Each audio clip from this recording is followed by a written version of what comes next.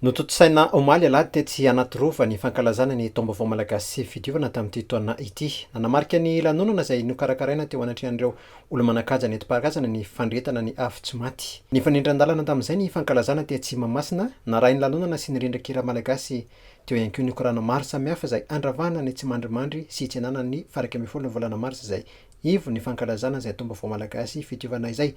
Arak'izany dia toy androany ihany ny fankalazana tetsy Anatirova izay natrehan'ireo olo-manakaja sy masivo vahiny. Nisy ny fitsofandrano tamin'ny rano voatokana izay nalaina avy amin'ny loharano naroina tantely mba ho mamy ny fiainana. Amin'ny volana septambra indray ny fankalazana ny taom-baovao Malagasy manaraka izay antsoina hoe taom-baovao fararano.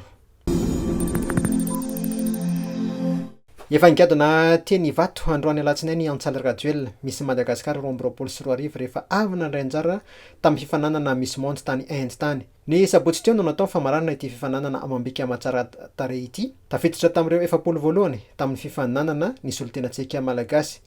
Ny solontenan'ny Repoblikan'ny Tchèque no vahosotra hitondra ny anarana Miss Monde ho an'ny taona 2024 tsy izy zany fa i Kristina Piskova. Mpifaninana avy amin'ny firenena 2010 no nandray anjara tamin'izany.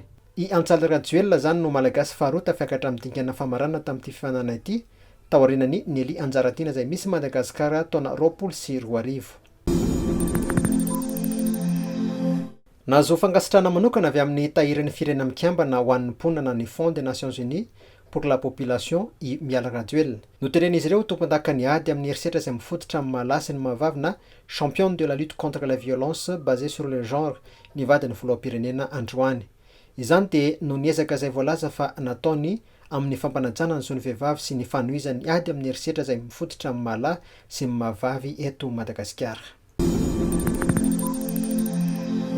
20 isan-jaton'ny voka-bary no lany tantsapa-mokatra avokoa. Ny 20 isan-jato ambiny zany sisa no lasa amidy eny an-tsena raha ny tatitra izay navoaka ny banky iraisam-pirenena mifototra amin'ny fanombanana ny fantrana izay vao navoakan'izy ireo vao aingana. Izy mitarika ny fahasamihafana vidim-bary eo amin'ny samy faritra dia no ny fahapotehan'ny lalana araka ny fanazavan'ny banky iraisam-pirenena ihany. Mba hanatsaran'ny Madagasikara ny vokatra ara-pambolena dia mila manatsara ny lalana any ambanivohitra hoy ny banky iraisam-pirenena.